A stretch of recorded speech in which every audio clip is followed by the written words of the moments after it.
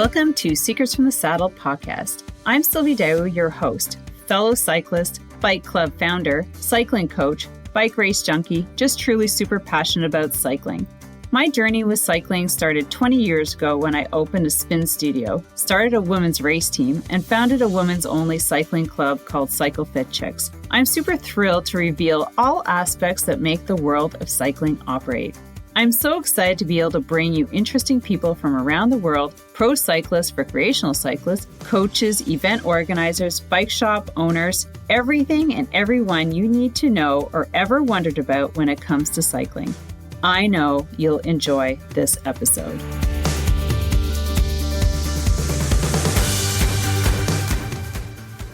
All right, gang, welcome back to another episode of Secrets from the Saddle, All Things Cycling Podcast with your host, Sylvie here. And so today I'm going to give you my Barry-Roubaix 2023 race report on the Psycho Killer 100 miler.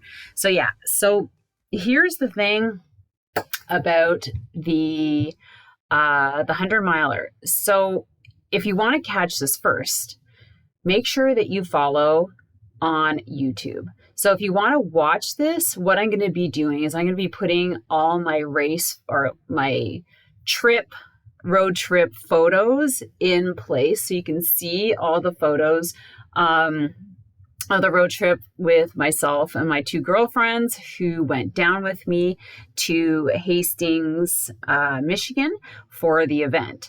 And I'm going to plunk in some videos that I took. I didn't get a whole lot because my phone, I didn't have data and my phone died. And anyways, so I do have some videos that I want to share with you as like in this episode because, this event is freaking amazing. And, so I'm going to be actually following my photos so that I put everything in place, and I'm going to share with you some fun stuff and, like how to put together a road trip. It's not complicated, but for me, so anyways, before I get onto that, make sure that you go and watch this on YouTube and make sure that you follow and put the notifications on so you get every episode from the podcast there. That's the first thing. Now, the second thing is make sure you follow the podcast on your favorite platform. And we are always asking for reviews and comments so that it drives this podcast right up to the top or close to the top so more people find it. Because there's not too many podcasts from females talking on cycling.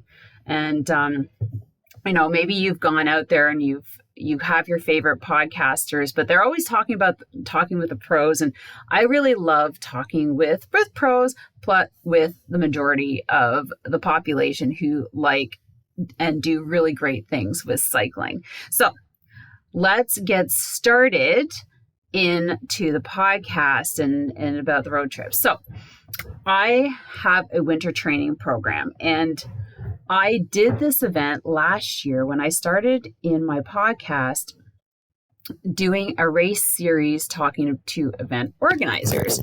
And I came across Matt Acker, who I was talking with Mark of Coast to Coast, and Matt was with him to do the event, to talk about Coast to Coast, because Matt was one of the course organizers. So, and little did I know that he was also the owner of Barry-Roubaix until I got into the episode and I'm like, I need to interview you after. So he was talking about it. I checked it out. I got totally inspired. That was my second gravel race. So a little background on me. I started out mountain biking 20 years ago, moved to road cycling racing. I did a little bit of cyclocross. And now I'm totally into gravel and road. So I got completely inspired in January, and then I started really looking at my training and making sure that, I rode 100K every month and in preparation for that event, which was last year, was in March, end of March, and it snowed and it was like -5, and it was really cold. But I had a great event because I dressed properly for it, and I didn't freeze at all. So fast forward, it inspired me to become a race organizer here in Chelsea, Quebec, and I started a women's only gravel race. So it's kind of in its first year this year. I'm trying to build a team around that just because I'm super inspired about women in gravel. And I also have a women's race cycling club, so Cycle Fit Chicks. And so inspiring women on bikes is what I do. Okay. Hi, sweetie. Yeah. So, and I just noticed, sorry guys, I'm still kind of tired from this weekend, but I'm just going to plug in my mic. Yeah. Things like this, so let's just make sure I've got this here. Everything's good. Yeah. So I've been inspired.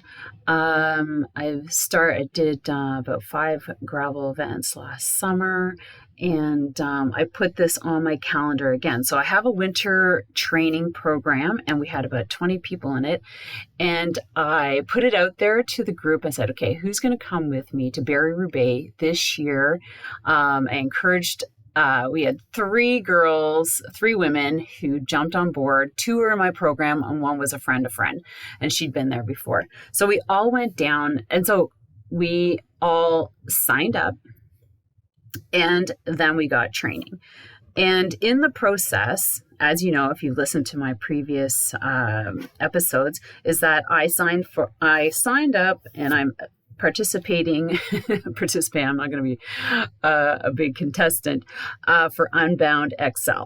So I'm training for Unbound XL. I'm coaching everybody for cycling fitness, and a lot of us had the goal of cycling 100K over the winter and keeping up our fitness. So that's what we did.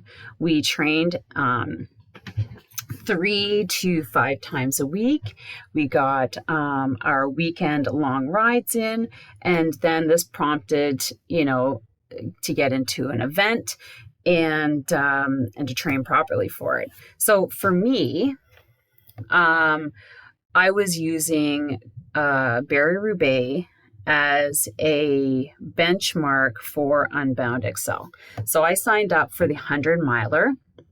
So that's 162 kilometers, and it's like a third of what I'm doing in Unbound XL, because it's 350 miles. And so for me, I just want to see how I felt. So I had a couple benchmarks for this event. So how my bike went, how I went physically and emotionally before, during, and after. I had some gear that I was testing, and my nutrition, and just the whole lead up to with sleep and eating and hydrating and all that. So this was kind of a test. So I did it. Anyways, we'll get into, so I did it in 8 hours. I survived. And it's Monday. I'm doing this podcast episode, and I feel okay. I'm actually freezing together right now. I don't know why, but I am. And so let's go back to getting into the road trip. So I organized it with the girls, and what we did is we left Thursday morning. So from Ottawa to Hastings is about 10 hours of driving. And so I got the girls to take 2 days off. Well, because I don't like stressing. It's a lot of driving. The last thing I want to do is show up last minute, be rushed, and things like that. So if there's anything that I can distill on you when you do your road trips to cycling events, give yourself time, because the worst thing want to do in my mind is show up stressed, tired, last minute, forget things. All these things are kind of like a remedy for a really poor performance or experience, right? So, I get it. Some people have to work to the last minute and things like that, but sometimes it's worth taking that extra time off. So I got my truck and we are bringing our team tent. And gosh, if you have the opportunity to bring a tent and set it up so that you have something for a shade, sit under, have friends find you, do it. Like just buy one at Costco or Canadian Tire or something, because at these events, there's always the opportunity to set up a tent. And Barry-Roubaix, there's an area for tents, and it's like basically first come, first serve as of Friday at noon. So you want to get in there, get a good spot. And it was awesome that, we were able to, we had Pam, who was there ahead of time because we got there a little late, and Nicole. So here's the start of Thursday. Now, my girlfriend Amanda, my girlfriend Andrea, and Mo, which is Andrea's friend, met us down there. So I went and I picked up the girls. I left my house at 9 a.m. And if you follow me on Instagram or Facebook, I basically spent the first part of the week with my mom in the hospital. She had open heart surgery on last Monday. And so I was there with her Sunday night, Monday, Tuesday, and I left Wednesday morning. So I drove home Wednesday morning. Wednesday night, we had a huge Cycle Fit Chicks spring social and information evening. We had like over 140 women in there, and we were talking and promoting about our club. Also, it was a big race jersey, jersey pickup for members who had already signed up. And it was just a great way. And actually, the first time that everybody was getting together from after COVID, like literally, because I think it was like 3 years since we'd actually had a bring social like that. And super excited. We are about 5 spots away from hitting our goal of 180 members this year, and that's where we're capping it. Amazing, right? So that was Wednesday night, and I basically, that Thursday morning, I had kind of packed everything, and I was kind of ready to go, but that Thursday morning, I was like, oh yeah, I'm going to be out here by 8 o'clock. Yeah, whatever. Walked my kids to the bus, spent some time with them because I hadn't been there in the beginning of the week. But I think just having that extra time, remember, reducing the stress, things like that. We had 7 hours to drive to Sarnia. And so I picked up the girls. We were basically on the road by 10:30, 11. And our first stop was Sarnia, Ontario, which is basically at that Michigan border. So that was where we're staying in Canada, just to save on hotels, super cheap there. And we got there around 6 o'clock, and we went out for supper. And we had a good night's sleep. And that's the key. The night before the night of your event is the night where you get good sleep. So there's a tip. There's another tip. So if you're racing on Saturday, Thursday night is the night for the good sleep, because Friday you're either traveling, you're stressed, you're setting up your food, you have to get up early, whatever. It's usually not a good full night's sleep. So there's Amanda, me, and Andrea. And honestly, 7 hours, we talked from start to finish about everything. I have never spoken, it was amazing how much we talked. We never listened to the radio. We never listened to any podcasts. And it was just such fun conversation about just everything. especially relationships. Anyways, but you know what it is like for women. So we arrived at Sarnia. We got our hotel, the Travelodge in Wyndham. Across the street, this was a really nice restaurant called Big Fish. So we went and we ate there. We got burgers and fries. And then back home, I think we're in bed by 10 o'clock. We slept till 7. We got up. We had breakfast at 8:30. We went to Canadian Tire, the grocery store, gas before we crossed over.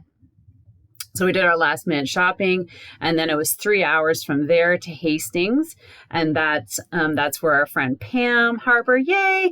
So Pam, I interviewed her, super amazing.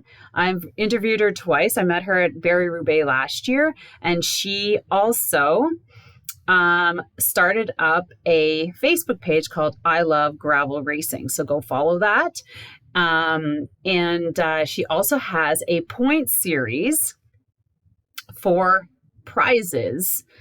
And it's like, if you participate in any one of, you can get points for referring people, for, I can't remember, there's a whole bunch of things that you can get points for. And she's like tracking this, like, I signed up, so it's like $15 to sign up. You go to I Love Gravel Racing and you go sign up to their points series, and you attend series. There's some in Canada, like my women's gravel race. So Wakefield Women's Gravel Grind, if you want to find that on Facebook. Plus a whole bunch of their Canadian, Ohio, Michigan. There, she has a whole series of gravel races that you can get points for, and you should see the prizes they have for this. So it's pretty cool. I highly recommend just jumping in and having some fun with that. Then so she was going there. She was already there. She secured us a spot for our tent because we were going to be a bit late because we got hung up at the border, and it took us 3 hours to get there. And so there's 3 of us. There's her, Nicole, and us. We had tents all beside each other. And like I said, follow along on some of these pictures that are now up in place of my video here. And so when we arrived, we saw her. We were able to put our tent up, and then we parked and we went straight over and we picked up our swag bag and our race plates and did some shopping. I think this is the year, like, everybody's getting into stickers, right? How many stickers do you have on your water bottle? I'm like, here's my new Barry-Roubaix coffee cup. And I bought some gear at Wander Goods, and it was an amazing bike bag. It's kind of like a tubular like this, and you can put your water bottle in it. You can put your phone, you can put your food. It's really, really, really handy. I freaking love it. It was something that I was looking for because, like I said, I was testing some gear, specifically a backpack for that held like 2 liters and a whole bunch of food and things like that. I'm not completely, like, I really would prefer not to have anything on my back, but I think having the extra water is going to be really, really important for Unbound, just because there's such big gaps in between finding water or villages and it's going to be super hot and things like that. So super important. So that's what I was testing. But anyhow, so got ourselves together, and then we were off to back to where all of the, like, the not expo, but where the event was holding, like where the stage was, and all the sponsors were handing out freebies, and we got to talk to everybody. You know, one benefit of arriving early is that you actually get to first dibs at buying whatever they have. And plus you actually get to talk to sponsors and a lot of the time owners of the companies. So I'm specifically looking for some sponsors for Unbound. So I was able to really talk to, especially Mike from Infinity nutrition, which I used for the first time on the course, which was, I think, I wouldn't say it was a game changer, but having just one package, but it was really beneficial. I could feel a difference. So I'm going to be looking forward to working with him on my nutrition for Unbound, and they're going to have a tent there. So I'm going to be hopefully one of their athletes out there testing products and using their products. So that was, getting into the expo and, kind of making our way around. I can't say how great it was having a truck, lots of space, but I'm doing the expenses now, and I think it almost doubled our accommodations in gas, but totally worth it, especially with 3 people, the tent and all that stuff. We weren't cramped. It was just good. So once we made it back to our tent, we went for a bike ride to spin out our legs. And then they had a raffle. They were giving out some pretty amazing swag. And my girlfriend Amanda won some Lauf handlebars. They should have been mine.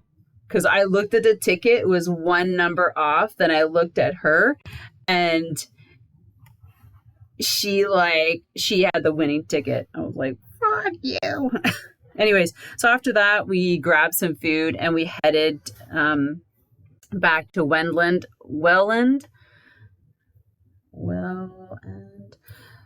where our hotel was. And it was the Best Western, and it was really freaking nice. So that's where we kind of got home after 8, so this is race night, the night before the race. I have to wake up at I'm racing at 7. So that means I have to leave at 5:30. So at least I have 1 hour of preparation to get my stuff together before I start the race. Now, here's some more tips on how to prep and nutritionally for an event before the race. So I started at 7. So that meant that I need to start eating at 4 hours before my event. So that was 3 a.m. 3 a.m. I started eating. So I put alarm on. I woke up at 3. I ate a whole ton of oats, and then I changed my alarm to give me a good hour and a half of sleep. So I know that my sleep pattern's 90 minutes of full REM sleep up and down and deep sleep. So then I woke up at 4:30 because it took me 5 minutes to eat, and then I went back to sleep. Slept for 90 minutes hard, and then I woke up at 4:30, and that's where I ate more. So the trick is to eat over or around 800 calories before you start your event. I know, and that's why you have to start 4 hours ahead of time.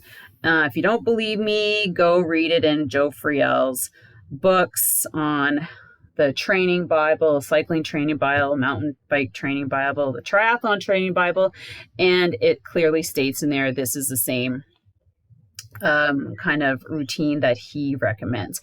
And I highly recommend it because you need time, to digest all this food, and then you're going to get up, you're going to pack, you're going to get ready, you're going to travel. You need time already there. So there's at least 3 to 4 areas where you're going to be eating. So when I got up again, I ate pasta, and then I made this massive shake from Isogenics and other stuff, both peanut butter and oats, and that was a good 500 calories. So I brought that with me, and I actually drank that down before around 6:30. And then I left at 5:30. So we had planned this. So Mo was the fourth woman. and she had driven. So we planned it that I would drive her car to the start and everybody else would come in the truck. So nobody had to wake up and drive me, right? Because that was the other thing. We had 3 of us, all different race times. Mine was 7, then there was 10, and then 11. So somebody didn't have to drive me and come back. And thankfully she came down and so I took her car. And so her car is newer. So it runs with a key fob. And I'm like, for the life of me, I had this little panic attack. I did not know how to start her car. And I was like, holy shit, how do I do this? Like, I was like, oh my God. I'm like, I'm hitting it. I'm stopping it. I'm doing all these things. And there was this guy who was packing up his vehicle right beside me. Thank the Lord. Thank you, universe. And I kind of got out of my car. I said, hey, excuse me. Have you ever started a car with a key fob before? And he's like, yes, I think you have to put your foot on the brake. I'm like, oh yeah. So like, I'm like missing something. What is that? And so I went in, I started the car and I'm like, oh my God, just that little itty bitty bit of panic. This is what I mean. Like you need to you get lost. You need to have that time to get to your event. Never too. So I usually get to events like 2 hours ahead of time. And I just say, and I chill and it's the best, so you're not stressed when you start, everything's accounted for. And so anyways, that took like 5 minutes. And so I was off. And I downloaded the map to get back there and everything, which was good because I was like, oh my God, because I didn't have data. My data didn't kick in. Anyways, so off I went. I arrived, I unpacked my stuff from the car. I had the tent. So I just put everything in there and I sorted through my stuff. And in the process, this whole morning, I had serious diarrhea. I was like, what is this? My stomach was okay, but I was just I was on the toilet, and when you're thinking about you're doing 100 milers, so that's 8 hours of riding and you've got diarrhea. This can't be good. It's not going to be good. But after all of that was finished with, I was okay. Thank God. And so I was in there, I was organizing all my stuff, getting all my food ready, my water, packing my bike, setting up everything. So I knew what I was going to eat in what order, and helmet, glasses, gloves, everything, backpack. And then I was off. And so in the 100 miler, were 400 people. Only 28 of them were women. And I have to say that I finished 23rd. My goal was not to be last. So I definitely knew that I was not going to be first, not going to be last. Like I said, I just had certain things that I was working on. And it was a training ride. I don't know if I could have done, I think I probably could have done it a little bit faster, but I'm going to tell you why. So we're at the start, it's 7:00 and another thing that I was stressing about was my Garmin. I couldn't, it wasn't picking up my sensors. And so I just completely reset it and re-uploaded everything. And so that was one thing I was going to do, I had to do Friday night, was the priority was to download the race course and upload it to my Garmin. And it worked. Thank God. Thank you, universe again. And so I was all set because the 100 miler course is not marked. There's a lot of markings because the 62 mile is interlocks with the 100 mile, but so there's only those course arrows and not necessarily ours. So you have to have it downloaded. And I highly recommend anybody who does any kind of racing, touring, is to get used to downloading an GPX file and following it on your Garmin and getting a Garmin. So 7 o'clock rolls around.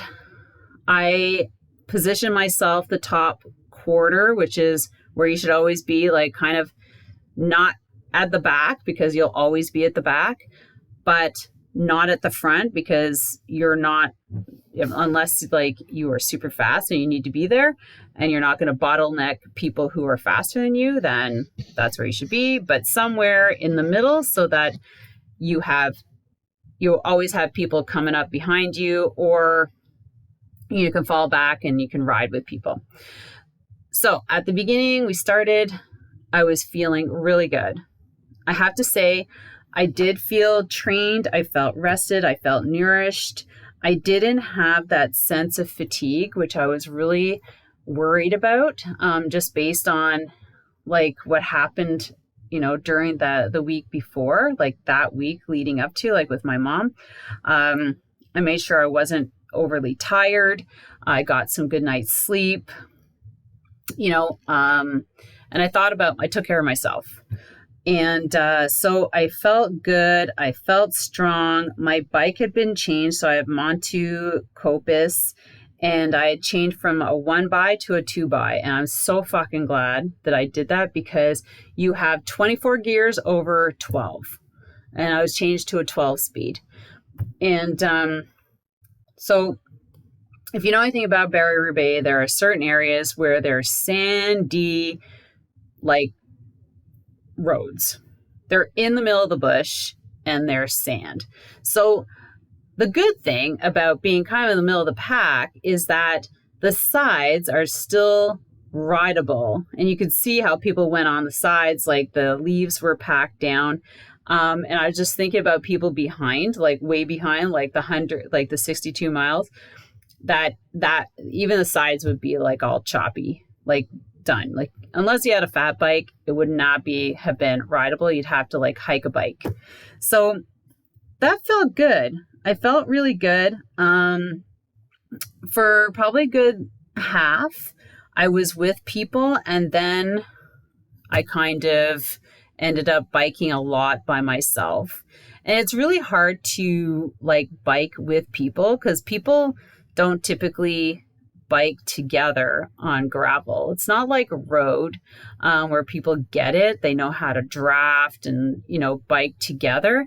But as soon as like somebody passes you in gravel, like there's no catching this person. Like you have to be going pretty fast to be able to hold their wheel.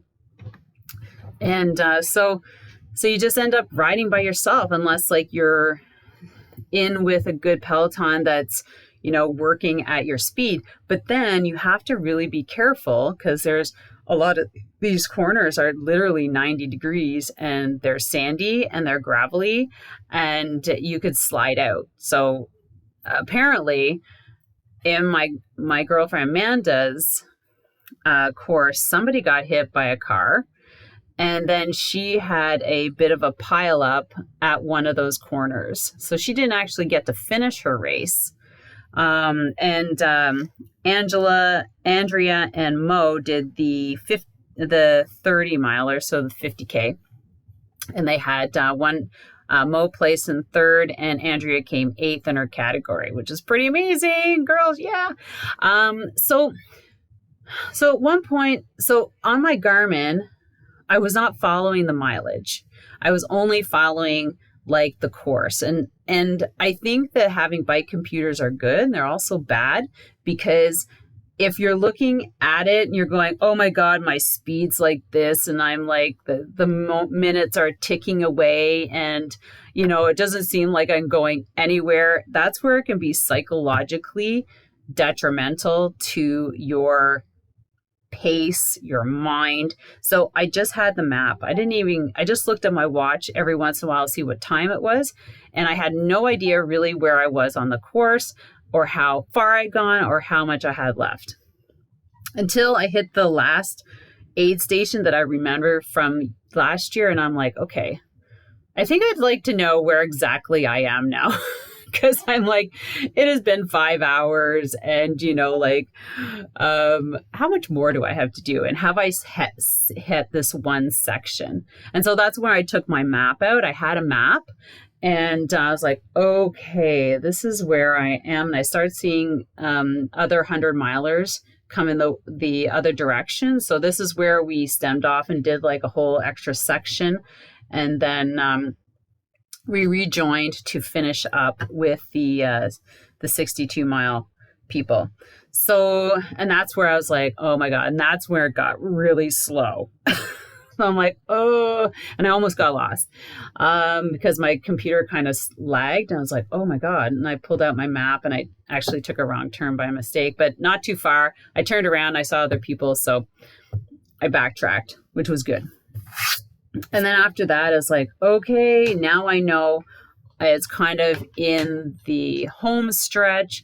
And then you stop at another aid station. It's like, oh, it's only 18 miles. I'm like, 18 miles, that's like 30 kilometers. I'm like, okay. And then you hit this other guy. It's only 8 miles back. You're like, oh, that's like 12 kilometers. And, it just goes like that. So I didn't have anybody that I truly was able to ride with like I did last year. Like I think I rode this with this one guy for about 3 hours. And it was great because it was a good pace. But, I was in the 100-miler and there's only 400 people and everybody's like really going for time. Nobody's going to sit and wait for you. So that's just what it is. So, yeah. And halfway through so remember I was saying how awesome it is to have 2x in the front. Well, my bike stopped shifting so I could shift up onto the big ring, but I couldn't shift down to the small ring. And I was like, fuck me. Why is this happening? So I felt that I lost a little bit of pace because I couldn't give a lot of speed going on the downhills and just keep up maybe a more solid tempo because I didn't have that extra up gear. So I tried a couple times. I had to stop and drop my chain down to the small ring and continue going. I also use flats. And through the whole thing, flat pedals, it was good because I was a lot of on and off in that sand. And so having to not be clipped in, it was easy to get off your bike quickly without not being able to clip out and falling over and being able to get back on the pedals quite quickly. But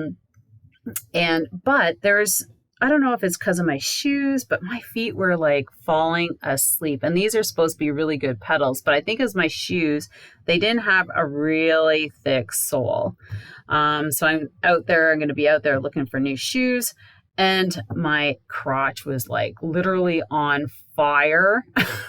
I'm like, oh my God, I just need to finish. My crotch and feet are freaking sore. And that was all that was sore. Thankfully, it wasn't my shoulders, it wasn't my back, it wasn't my hands. But yeah, so when I finished, I ended up in like a little race sprint to the finish because I'm like, yeah, now I can flip it into the big ring and I can really have a fast finish. And so I sprinted in with these guys and it was all fun. And I literally biked to the tent again. Amazing to have the tent. And I looked around, nobody was around. And I just flopped into the chair and I couldn't even move. I was like, oh my God, I'm so dead. But there's some moments in there when I was thinking, I'm like, I'm out here, I'm experiencing a little like discomfort and some pain. And then I just thought about my mom and my daughter who are living through constant pain right now. And I was just like, you know what? I've got nothing to complain about. I can do this. I can finish this. I will get this done. And I just thought about them so much. So yeah, so I suspect that, when I do Unbound XL and I'm out there for hours and hours, and I will be drawing on those thoughts a whole lot as I as I, am riding by myself. So that being said, I came back. The girls finally showed up because I literally was not going to move off that chair. I was looking around, I saw Amanda's bike, and I was like, that's where I was like, oh, I had this gut feeling that something happened, because I was hoping to catch up with her on the finishing lap, like on the last quarter. And that's where she was telling me that she had this bike accident and she had hurt her ankle a little bit. Not badly. She was able to walk on it, but her bike was okay.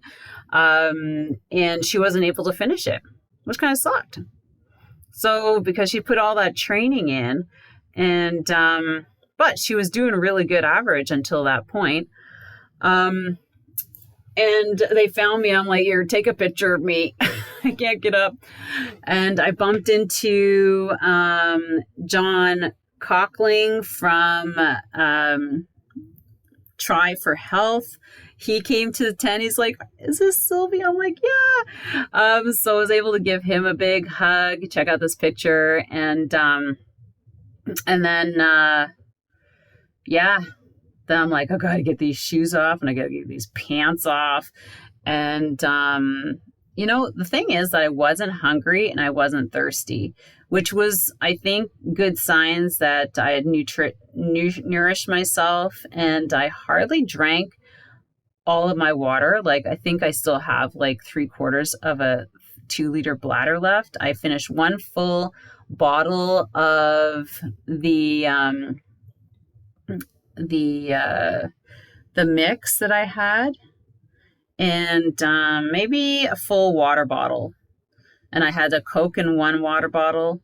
So I can't, maybe I drank like 2 liters for 8 hours. It's not very much, but I kept on sipping. And anyways, but I didn't eat I think I ate like a quarter of all the food that I brought as well. I had a bagel that I ate. I had a bar. I ate some goo cubes, which are super good. I really like those. And it was the Infinity Mix. And I'm really excited about working, like I said, with Mike about that and mixing up some really high calorie drinks for Unbound XL so I could take in just lots of fluid. But the thing is, then you have to have lots of liquids. So finished up the day. It was really good. And then we went, we all met back. We went out, we had our beer, and then we went back to we packed everything up and we went back to the hotel and out for some Italian pizza. Well, I didn't have pizza. I had a big taco bowl, which that was super yummy. I'm like, all I wanted was salad, because, when you eat a lot of sugar and your stomach is just like not liking you anymore, then it's salad. And it was a good night's sleep. We got up at 6. We had breakfast, left at 7:30, and thank you, Andrea, for driving the whole way back. I was able to relax in the back seat. And now today on Monday, I got home, super excited to see my kids and have a drink with my husband and sit in the hot tub together. Had a great night's sleep. And today I'm not feeling bad. Like, I have no aches and pains, which I think is really good. So it proves that I was bang on with my training this winter. And I think I'm going to be okay for Unbound XL. And that is it, everyone. We drove back 10 hours. Andrea drove, and we talked the whole time about everything. And then I got all my posts. So you can follow me on Instagram, and Facebook is where I am predominantly. I'm putting up the pictures here so you can watch this on YouTube. And It was great. Like, you know what the thing is, like, you have a great event and there's no regrets, there's no drama. Everything like really worked out well. And I think it really comes down to planning. So as long as you plan and you plan well and you don't leave things to the last minute, you're always, I think, going to have a great outcome and a great event. And that's why, like right now, I'm sitting here and I'm planning my Unbound XL trip. I think about it a lot. It's 24 hours of driving by myself, and that's going to be different. I will be listening to podcasts for sure, and I'm hoping I have one friend I'm going to stop off in Michigan, and then I have to find somebody else who will put me up for one night before I get to Emporia, Kansas, and so this is my plan. I plan on driving from Monday morning to Wednesday noon, get there, and then I will be setting up at the campground. It's $20 a night. I've already kind of reserved my spot. They said it's like first come, first serve. So that's why I'm getting there Wednesday, getting a good spot. I'm going to put up my tent. It's a big tent. I can walk in, walk out, leave all my bikes and stuff there. I can park there, which is another thing. So I don't have to worry about parking. And Thursday night, I will be staying at a hotel out of town, so that I can prep my stuff, sleep, and be back in town for, say, like 9 o'clock, 10 o'clock. I don't start until 3 in the afternoon, so I can relax. I can start like chowing down big time at 12, besides my breakfast, and be ready. I'm going to scout out maybe the first and second town that we go through. There's still a lot of things that I need to work on, waxing my chain, the right tires. I've got to start researching those. And one bat under my saddle pack to carry my stuff. So that's kind of where I'm at right now. So that's where I am. But I'm planning, and I know exactly what I'm going to do. I wish I had I'm not taking the truck. I'm taking our car.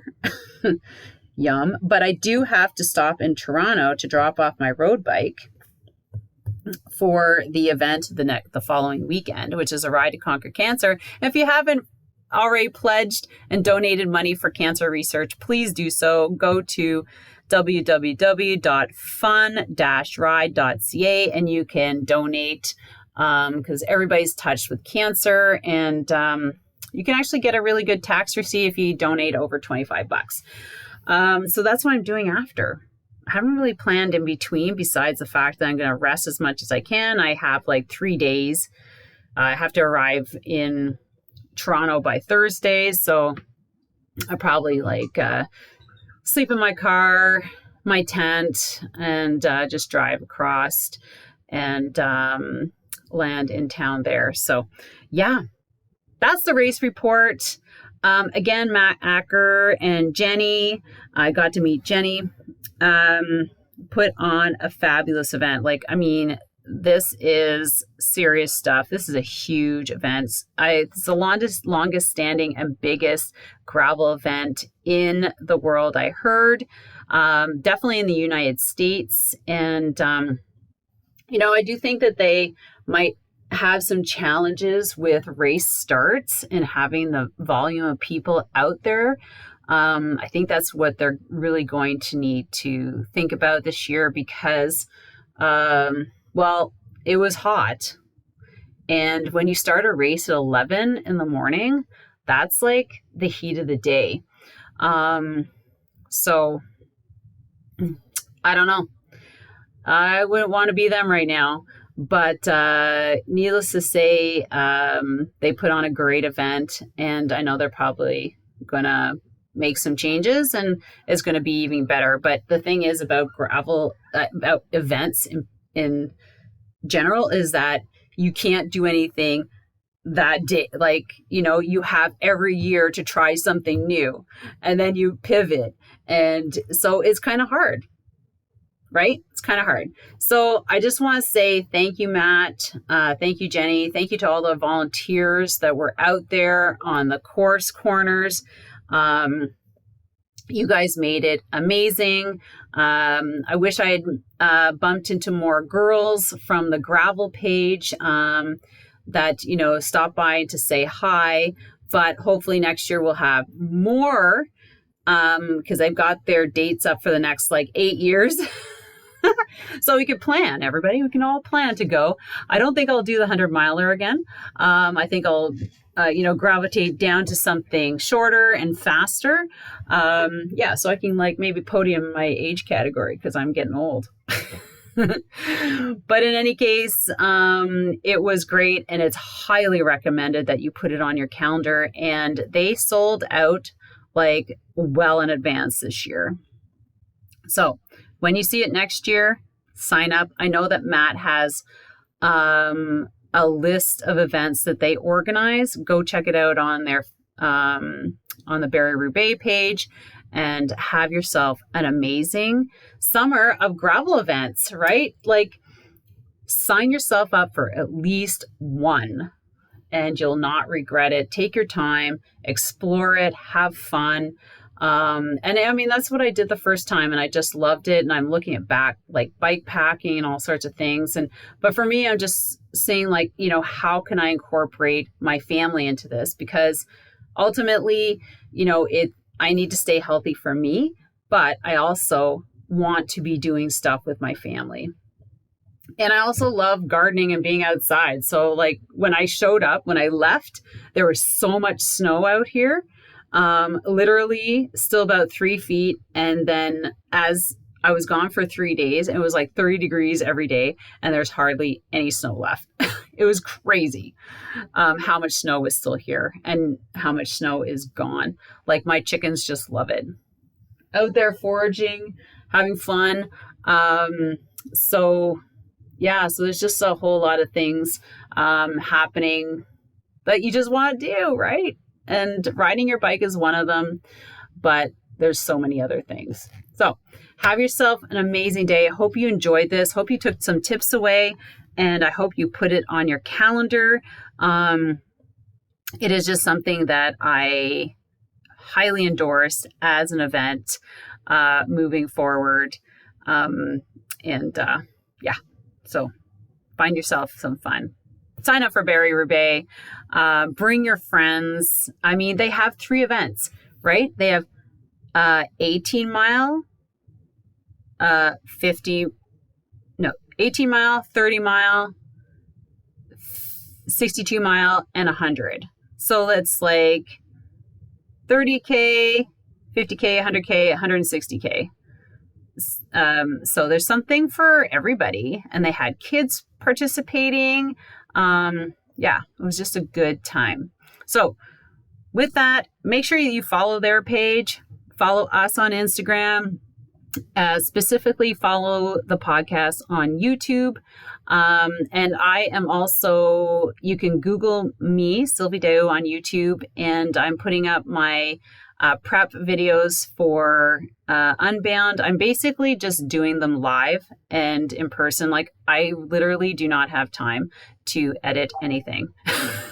So they're just going to be live, raw and real videos of prepping and thoughts and things like that. So if you enjoy that, go over there and follow me.